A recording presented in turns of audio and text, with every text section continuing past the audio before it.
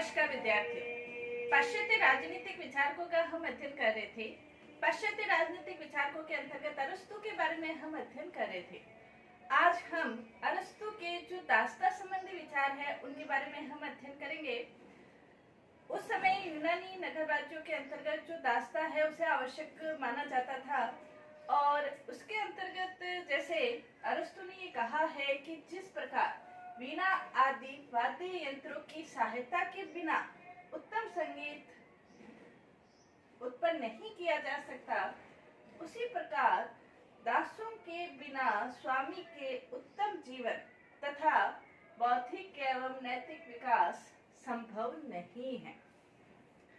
क्योंकि अरस्तु एक वैज्ञानिक विचारक था, व्यवहारिक विचारक था, इसलिए उसने ये देख लिया था कि यूनानी नगर राज्यों के अंतर्गत जो दास्ता है वो अवश्यंभावी है और इसलिए उसका विरोध करना यूनानी नगर राज्यों की दृष्टि से भी सही नहीं है।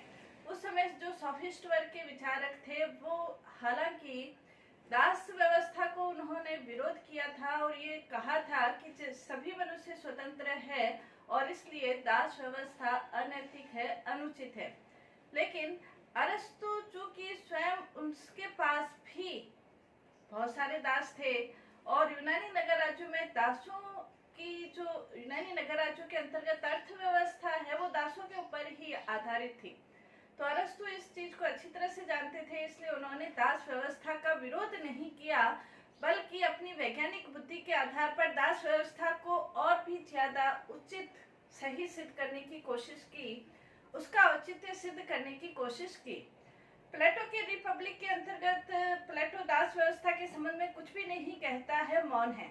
इस तरह के आपके 2 नंबर के क्वेश्चन पूछे जा सकते हैं कि प्लेटो दास व्यवस्था के संबंध में क्या मानता है।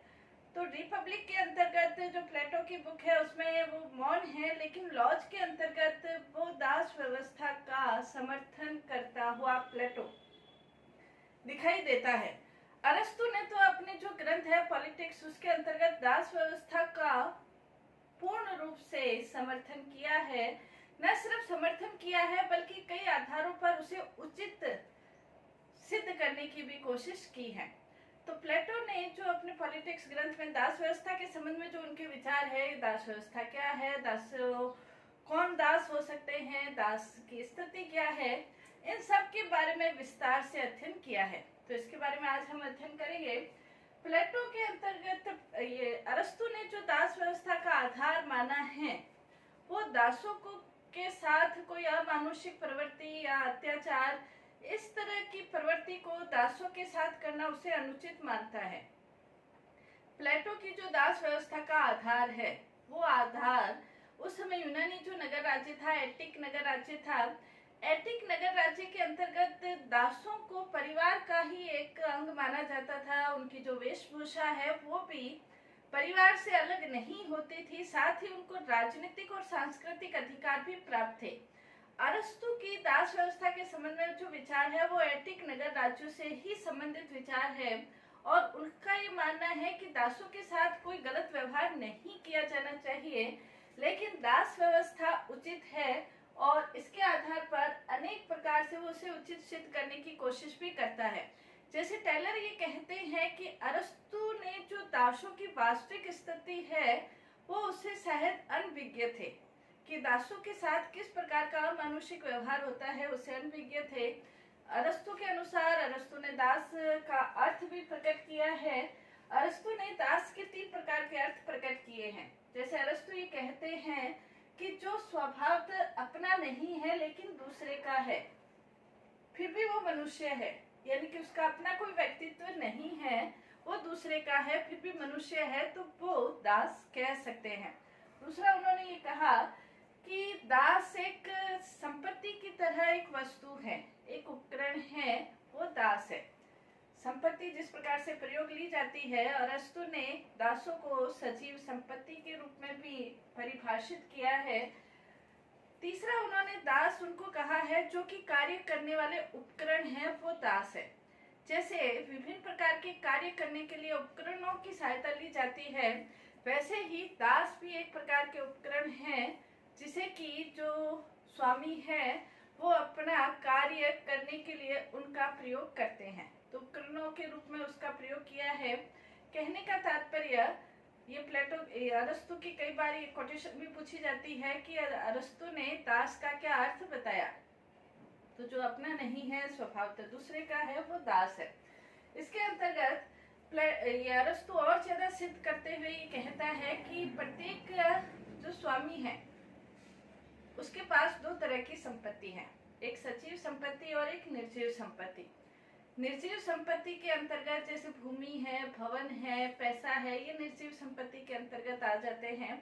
सजीव संपत्ति के अंतर्गत पशु है और जो दास है वो सजीव संपत्ति के अंतर्गत वो उसे गिनता है। तो दासों को संपत्ति का ही उपकरण मानता है और ये कहता है कि सजीव संपत्ति जैसे गृह स्वामी के लिए दोनों प्रकार की संपत्ति आवश्यक है, सजीव भी और निर्जीव भी। तो इसी प्रकार से दास सजीव संपत्ति के अंतर्गत है और उन्हीं के आधार पर जो स्वामी है वो अपना कार्य सुचारू रूप से संपन्न कर पाते हैं। उस समय की जो यूनानी नगर व्यवस्था थी, यूनानी नगर राज्यों की जो व्यवस्था थी, उसके अंतर्गत जो ये सारे कृषि का कार्य करने वाले, शिल्पी का कार्य करने वाले, गृह कार्य करने वाले, मजदूर, किसान, कृषक, ये सभी दासों की श्रेणी में गिने जा सकते थे। तो अरस्तु ये कहता है कि यदि ये दास व्यवस्था खत्म कर दी जाए तो अर्थव्यवस्था का जो आधार है वो भी खत्म हो जाएगा। इसलिए उसका मानना था कि दास व्यवस्था होनी चाहिए और उसने दासों को कई आधार पर उसे सही सिद्ध करने की भी कोशिश की। हालांकि उस समय जो सोफिस्ट वर्ग के दो महत्वपूर्ण विचारक थे, एल्सीडेमस और एल्टीफोन, ये जो सोफिस्ट वर्ग के विचारक थे उन्होंने दास व्यवस्था का पुरजोर विरोध किया और एक क्रांति सी यूनानी नगर राज्यों के अंतर्गत आने लगी थी दास व्यवस्था के विरोध में। लेकिन अरस्तु चूंकि एक बुद्धिमान व्यक्ति था और वैज्ञानिक अध्ययन पद्धति का वो प्रणेता कहा जा सकता है, उसने प्राकृतिक आधार पर, मनोवैज्ञानिक आधार पर, नैतिक आधार पर, इन सभी आधारों पर दास व्यवस्था को उचित सिद्ध करने की कोशिश की। तो किन आधारों पर उन्होंने उचित सिद्ध करने की कोशिश की? उससे पहले अरस्तु ने दासों को दो प्रकार से विभाजित किया है। एक होते हैं स्वाभाविक दास और एक होते हैं वैधानिक दास। जो स्वाभाविक दास होते हैं वो अरस्तु ये कहते हैं कि कई व्यक्ति जन्म से ही दास बनने के योग्य होते हैं। वो स्वाभाविक दास यानी कि जब वो पैदा होते हैं तभी उनमें बुद्धि, विवेक, गुणों की उत्पत्ति नहीं होती, बुद्धि नहीं होती, विवेक नहीं होता, गुण नहीं होते, तो वो स्वाभाविक रूप से दास है। यानी कि जो मंद बुद्धि व्यक्ति है, बुद्धिहीन व्यक्ति है, वो स्वाभाविक रूप से दासों की श्रेणी में आते हैं। अरस्तु के अनुसार वैधानिक रूप से वो दास माने जा सकते हैं जो कि युद्ध के द्वारा पराजित हुए व्यक्ति हैं, युद्ध में जो पराजित हो गए वो वैधानिक दास की श्रेणी में आते हैं। यहाँ अरस्तु इस बात को और स्पष्ट करता है कि जो भले ही दूसरे राज्यों के द्वारा यूनानी व्यक्तियों को पराजित कर दिया गया हो, लेकिन फिर भी यूनानी जो व्यक्ति है वो दास बनाने के योग्य नहीं है, क्योंकि यूनानी बुद्धि में श्रेष्ठ होने के कारण वो न तो स्वाभाविक रूप से दास बन सकते हैं और न ही वैधानिक रूप से दास बन सकते हैं। तो यहाँ अरस्तु का एक जातीय अहंकार भी झलकता है। तो किन आधारों पर अरस्तु ने दास व्यवस्था को सही सिद्ध करने की कोशिश की? जैसे बारकर ये कहते हैं, आवश्यकता के औचित्य के आधार पर उन्होंने सही सिद्ध करने की कोशिश की। दूसरा, फोस्टर ये कहते हैं कि उपयोगिता के आधार पर सही सिद्ध करने की कोशिश की, औचित्य सिद्ध करने की कोशिश की। उपयोगी, क्योंकि दास व्यवस्था उपयोगी है। क्यों उपयोगी है? क्योंकि दासों के कारण ही जो व्यक्ति है यानी कि जो नागरिक है, उनको दासों के कारण उनका जो सामाजिक कार्य है और जो उनके गृह के आवश्यक कार्य है वो दासों के द्वारा संपन्न किए जा सकते हैं। तो वो नागरिक और राजनीतिक कार्य उन व्यक्तियों के द्वारा यानी कि स्वामियों के द्वारा किए जा सकते हैं, तो इसलिए उनकी उपयोगिता है। तो इनके आधार पर सही सिद्ध करने की कोशिश की है। तो क्या क्या औचित्य है? पहला है, अरस्तु ये मानता है कि जो दासता है वो प्राकृतिक है। प्राकृतिक कैसे है दासता? तो अरस्तु इस बात को सिद्ध करते हुए कहता है कि प्रकृति के अंतर्गत स्वतः विषमता विद्यमान दिखाई देती है। प्रकृति कुछ मनुष्यों को शारीरिक दृष्टि से बलवान बनाती है और कुछ व्यक्तियों को बौद्धिक दृष्टि से बलवान बनाती है। तो जो बुद्धि की दृष्टि से संपन्न व्यक्ति है वो शासन करने योग्य है, और जो शारीरिक दृष्टि से संपन्न व्यक्ति है, शारीरिक रूप से जो बलिष्ठ व्यक्ति है, वो दास बनने योग्य है, क्योंकि उनकी फिजिकल जो हेल्थ है, फिजिकल जो बनावट है, वो शारीरिक कार्य, परिश्रम, मेहनत करने योग्य ही है। तो प्रकृति के द्वारा ही कुछ व्यक्तियों को दास बनाया जाता है, यानी कि उस अनुसार उत्पन्न किया जाता है, और कुछ व्यक्तियों को बुद्धि संपन्न, विवेक संपन्न रूप से उत्पन्न किया जाता है, लेकिन वो शारीरिक दृष्टि से बलिष्ठ नहीं होते, जिनके कारण से उनको शारीरिक कार्य वो कर भी नहीं सकते हैं। तो अरस्तु ये मानते हैं कि प्रकृति के द्वारा ही जो दासता है वो प्राकृतिक है। प्रकृति के द्वारा ही कुछ मनुष्य शासक बनने योग्य है और कुछ मनुष्य शासित होने योग्य है, कुछ मनुष्य आज्ञा देने योग्य है और कुछ मनुष्य आज्ञा मानने योग्य है, कुछ मनुष्य शासन करने योग्य है और कुछ मनुष्य उनके शासन में शासित होने योग्य है। तो दासता प्राकृतिक है। दूसरा, वो ये मानते हैं कि दासता दोनों के लिए उपयोगी है। दोनों पक्ष स्वामी के लिए भी उपयोगी है और दासों के लिए भी उपयोगी है। स्वामी के लिए इसलिए उपयोगी है क्योंकि स्वामी ये अपनी जरूरी आवश्यक कार्य जो है, दैनिक जो कार्य है, आजीविका संबंधी कार्य है, इन कार्यों से जब मुक्त रहते हैं तो वो राजनीतिक और सांस्कृतिक रूप से कार्य कर सकते हैं, अपनी बुद्धि का विकास और ज्यादा कर सकते हैं, चिंतन, अध्ययन, इनमें अपना समय व्यतीत कर सकते हैं। जबकि दासों इस दृष्टि से ये स्वामियों के लिए महत्वपूर्ण है, दासों के लिए इस दृष्टि से महत्वपूर्ण है क्योंकि दास बुद्धिहीन है, विवेकहीन है, गुणहीन है अरस्तु के अनुसार। और जब ऐसे व्यक्ति बुद्धि संपन्न व्यक्तियों के सानिध्य में रहते हैं तो उनमें भी बुद्धि का विकास संभव हो सकता है। तो दोनों की दृष्टियों में ये उपयोगी है। दूसरा, अरस्तु ये कहते हैं कि दासता नैतिक है। नैतिक इस दृष्टि से है कि अरस्तु के अनुसार जो ये दास है उनमें किसी भी प्रकार के गुण नहीं है, और जब वो गुण नहीं है, महत्वपूर्ण रूप से आत्मसंयम का उनमें गुण नहीं है, और ये गुण नहीं होने के कारण कई प्रकार के अपराधों की ओर वो अग्रसर हो सकते हैं।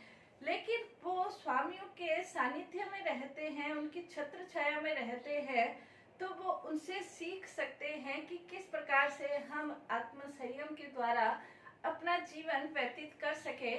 तो इस दृष्टि से दासता नैतिक है। ये जो दास है उनको नैतिकता की ओर अग्रसर करने में इसका महत्वपूर्ण योगदान है। दूसरा, राष्ट्रीय अर्थव्यवस्था का स्थायित्व का अंग है। राष्ट्रीय अर्थव्यवस्था के अंतर्गत दासों के द्वारा ही ये सारे कार्य, कृषि का कार्य, शिल्पी का कार्य, मजदूर का कार्य, घर का कार्य, अनेक सेवा कार्य, ये सब दासों के द्वारा ही किए जाते हैं। यदि दास प्रथा हटा दी जाए तो अर्थव्यवस्था छिन्न भिन्न हो सकती है और अर्थव्यवस्था के ऊपर बुरा प्रभाव पड़ सकता है। फिर ये कार्य कौन करेगा? तो इसके लिए एक बहुत बड़ा संकट अर्थव्यवस्था के ऊपर हो सकता है। इसलिए अर्थव्यवस्था की दृष्टि से अरस्तु दास व्यवस्था को उचित मानते हैं। नेक्स्ट, अरस्तु ये मानते हैं कि जो दास व्यवस्था है वो संपूर्ण समाज के हित में है। संपूर्ण समाज के हित में इसलिए है कि जो स्वामी है वो अपने आवश्यक कार्यों से अवकाश प्राप्त करके अपना कार्य समाज के हित में, समाज के चिंतन में लगाते हैं, और जब वो अपना कार्य समाज के हित, समाज के चिंतन में लगाते हैं तो संपूर्ण समाज का जो भला है वो स्वाभाविक रूप से ही होता है। इसलिए संपूर्ण समाज के हित में है। नेक्स्ट, अरस्तु ये मानते हैं कि विवेकीय दृष्टिकोण के आधार पर भी दास प्रथा का औचित्य है। यदि हम विवेकपूर्ण दृष्टिकोण के आधार पर देखें, बुद्धि, विवेक, निर्णय लेने की क्षमता, ये जो गुण है ये गुण स्वामियों के अंतर्गत है, और जब दास इनके संपर्क में आते हैं तो उनको भी इन गुणों का कुछ अंश प्राप्त हो जाता है। दास भी विवेक संपन्न होने की दिशा में अग्रसर होते हैं, तो इस कारण विवेक की दृष्टि से भी ये उचित माने जा सकते हैं। नेक्स्ट, युद्ध का जो आधार है, जैसे एक राज्य ने दूसरे राज्य पर आक्रमण किया, युद्ध किया, दूसरा राज्य पराजित हो गया, तो वहां के व्यक्तियों को दास बनाया जा सकता है। तो युद्ध का आधार भी दास व्यवस्था मानी जा सकती है। तो अरस्तु ये कहता है कि इन सब आधारों पर दास व्यवस्था उचित प्रतीत होती है और हमें दास व्यवस्था का, दास प्रथा का विरोध नहीं करना चाहिए, बल्कि दासों के साथ जो हमारा व्यवहार है वो मानवतापूर्ण होना चाहिए। तो दासों के साथ हमारा व्यवहार मानवतापूर्ण कैसे हो, और साथ ही विद्वानों ने अरस्तु की दास व्यवस्था का किन आधारों पर आलोचना। नमस्कार विद्यार्थियों, पाश्चात्य राजनीतिक विचारकों का हम अध्ययन कर रहे थे। पाश्चात्य राजनीतिक विचारकों के अंतर्गत अरस्तु के जो दासता संबंधी विचार है उनके बारे में हम अध्ययन कर रहे थे। अरस्तु के जो दासता संबंधी विचार है, अरस्तु ने दासता को उचित माना है और कई आधारों पर, मनोवैज्ञानिक आधार पर, नैतिक आधार पर, राज्यों के आधार पर, स्वयं दासों के आधार पर दासता को सही सिद्ध करने की कोशिश की है। इसके साथ ही अरस्तु दासों के प्रति जो व्यवहार है वो मानवीय व्यवहार का हिमायती है। दास व्यवस्था को तो वो सही मानता है, लेकिन साथ ही साथ वो ये भी कहता है कि दासों के साथ कोई अमानवीय व्यवहार नहीं होना चाहिए। अरस्तु दासों के संबंध में किस प्रकार की मानवीय व्यवस्थाएं करता है, इस संबंध में भी आपके 2 नंबर के क्वेश्चन आ सकते हैं। अरस्तु ने, जैसे रॉस ने जो व्यवस्थाएं की है उसके बारे में जो वैज्ञानिक है रॉस, वो ये कहते हैं ये व्यवस्थाएं दास प्रथा से होने वाले अन्यायों और बुराइयों को कुछ अंशों तक रोकने के लिए महत्वपूर्ण है। तो ये क्या व्यवस्थाएं हैं, अरस्तु ने किन प्रकार की व्यवस्थाओं को बनाया है, मानवीय व्यवस्थाओं का, ताकि दासों के साथ कोई अमानवीय व्यवहार नहीं हो।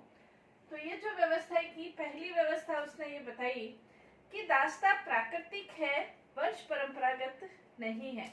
यानी कि यदि किसी दास का पुत्र, यदि वो बुद्धिमान है तो उसे दास नहीं बनाया जा सकता है। इस बात का ध्यान रखा जाए कि वंश परंपरा के आधार पर दासों का पुत्र दास बने, ये नहीं होना चाहिए। दूसरा उसने बताया कि स्वामियों को दासों के साथ इस प्रकार का व्यवहार करना चाहिए जैसे एक शरीर अपने अंगों के साथ करता है। कोई भी शरीर अपने किसी भी अंग के साथ अमानवीय व्यवहार नहीं करता, क्योंकि उसकी पीड़ा उसे स्वयं को होती है। तो अरस्तु भी ये कहता है कि स्वामी दास के साथ अच्छा व्यवहार करे, क्योंकि यदि बुरा व्यवहार होगा तो उसकी पीड़ा स्वामी को खुद महसूस हो। इस प्रकार की व्यवस्थाएं होनी चाहिए।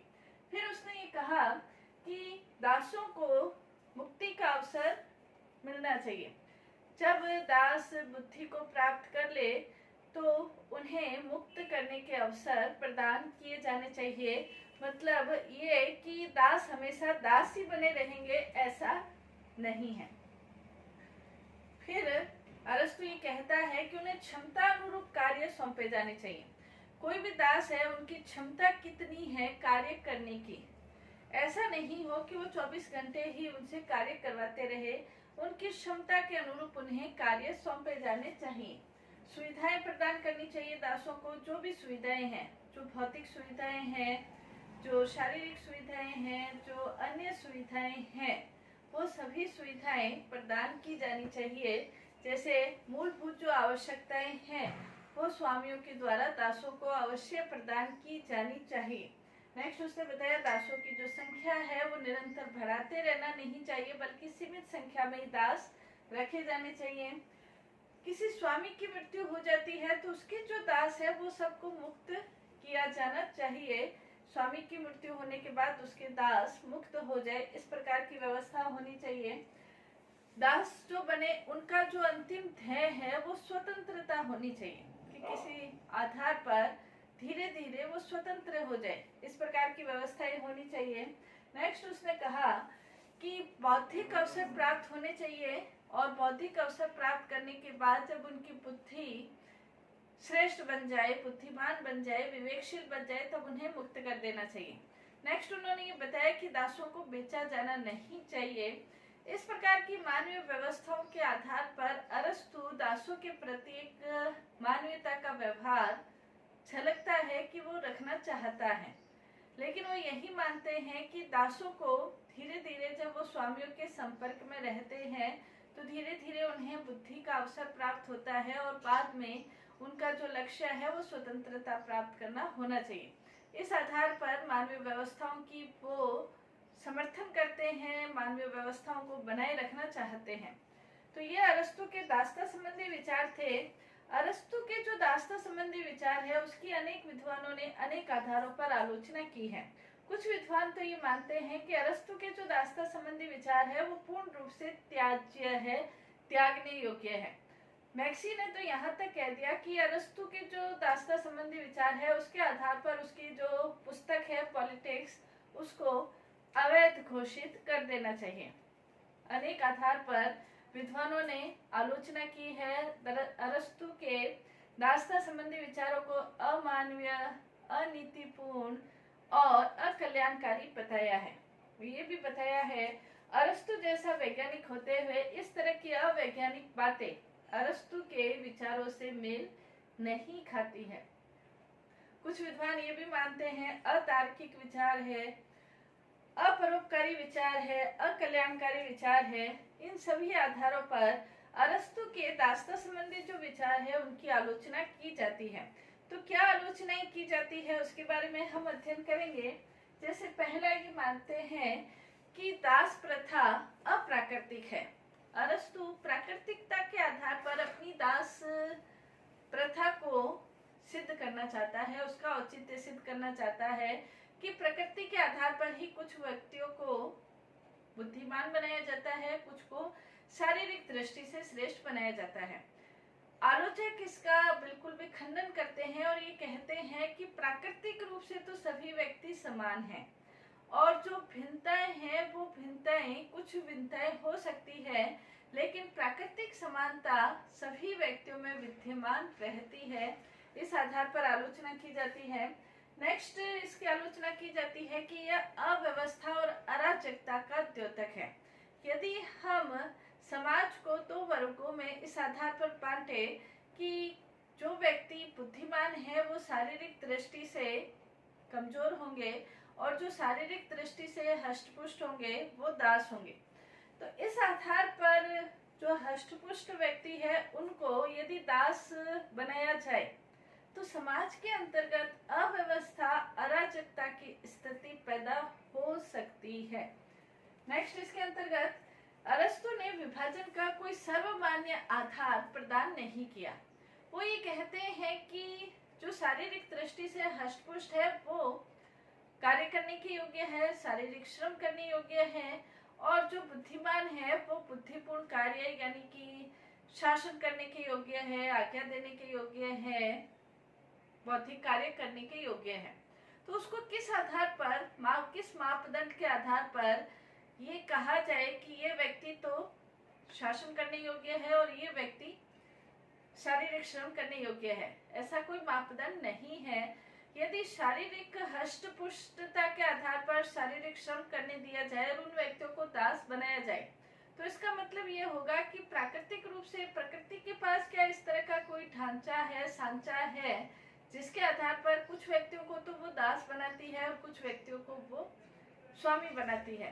तो ये अरस्तु के जो सिद्धांत है यह आलोचना होती है और ये कहते हैं कि इसका मापदंड निर्धारित करके इस प्रकार की व्यवस्थाएं करना बड़ा एक हास्यास्पद सा महसूस होता है।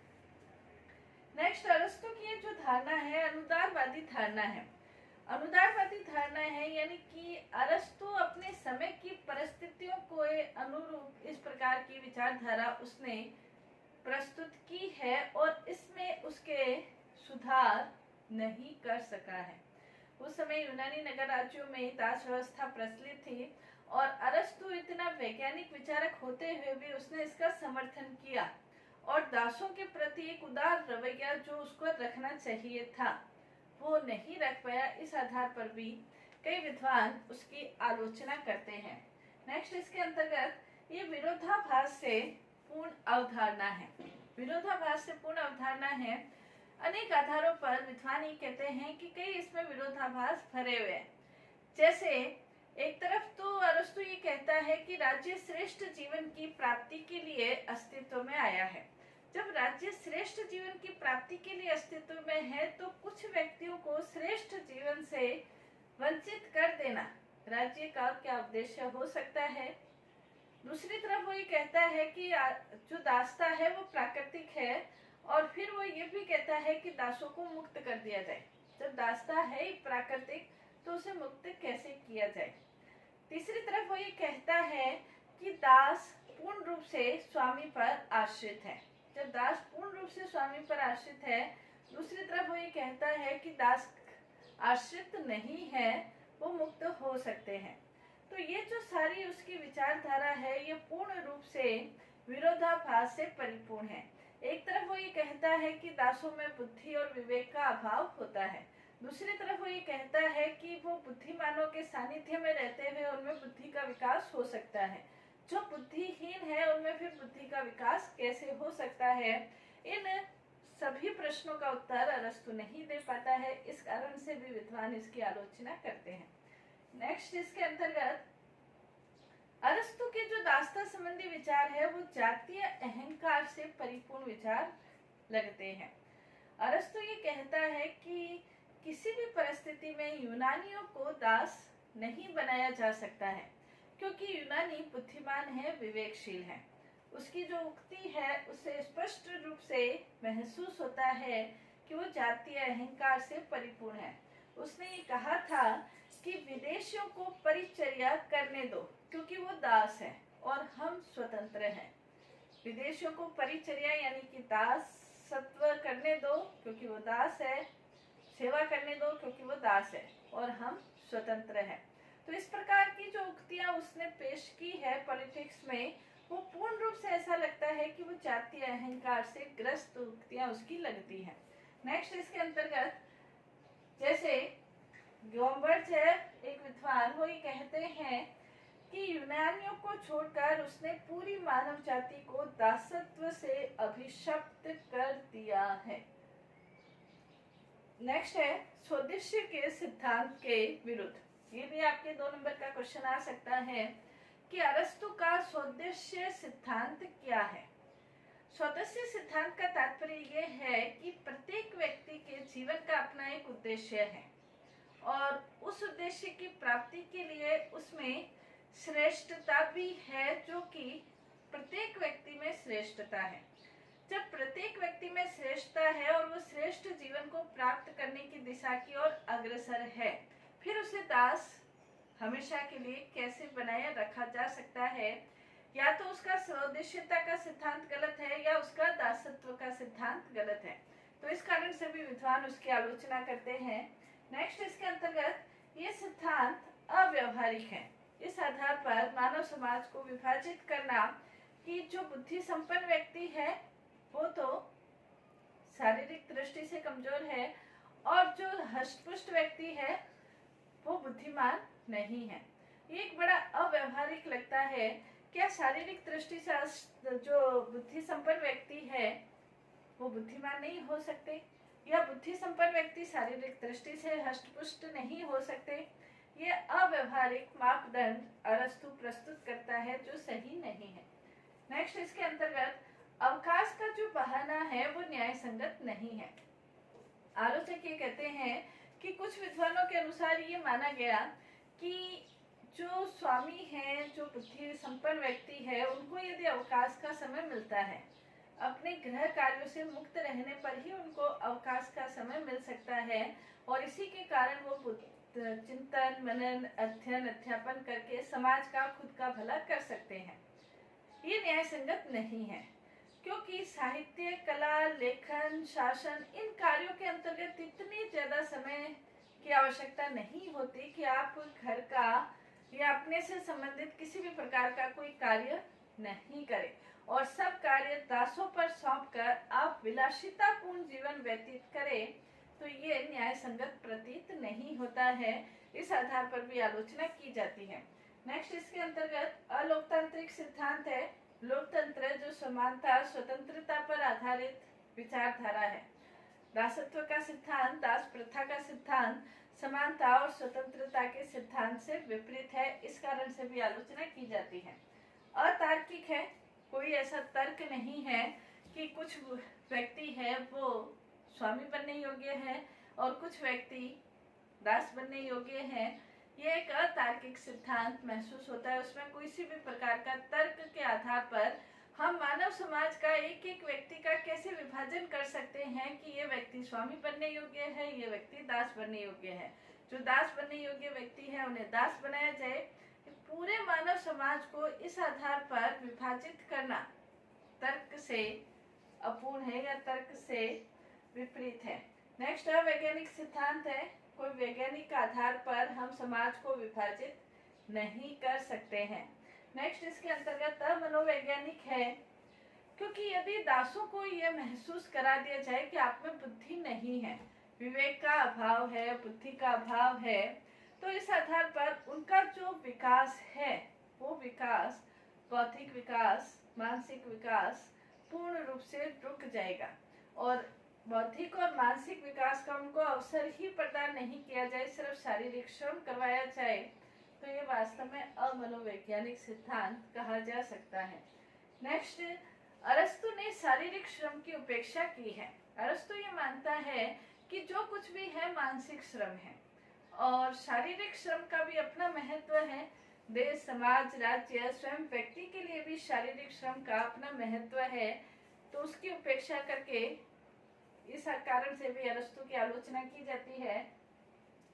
नेक्स्ट इसके अंतर्गत अरस्तु ये कहता है कि दास का अपना कोई व्यक्तित्व नहीं होता। ये भी आलोचक आलोचना करते हैं, कहते हैं ये भी गलत है। प्रत्येक व्यक्ति का अपना एक अलग व्यक्तित्व होता है। वो अपना व्यक्तित्व पूर्ण रूप से अपने स्वामी के निर्देश में निर्धारित कर दे, ये संभव नहीं है। हर एक व्यक्ति का अपना व्यक्तित्व है और उस व्यक्तित्व के आधार पर ही वो कार्य करता है। अपना कोई व्यक्तित्व नहीं हो ऐसा कोई व्यक्ति हो ही नहीं सकता है, तो इस कारण से भी आलोचना की जाती है। अरस्तु के ये जो दास संबंधी विचार है उसकी विद्वानों ने बहुत आलोचना की है और ये कहा है कि अरस्तु जैसे विद्वान के लिए ये दास प्रथा का औचित्य सिद्ध करना वास्तव में सही नहीं है और इस कारण से भी मैक्सी ने कहा कि उसकी पॉलिटिक्स है उसे अवैध घोषित किया जाना चाहिए। कई विद्वानों ने इसकी आलोचना की है। नेक्स्ट हम अरस्तु के और विचारों का अध्ययन करेंगे नेक्स्ट क्लास में। धन्यवाद।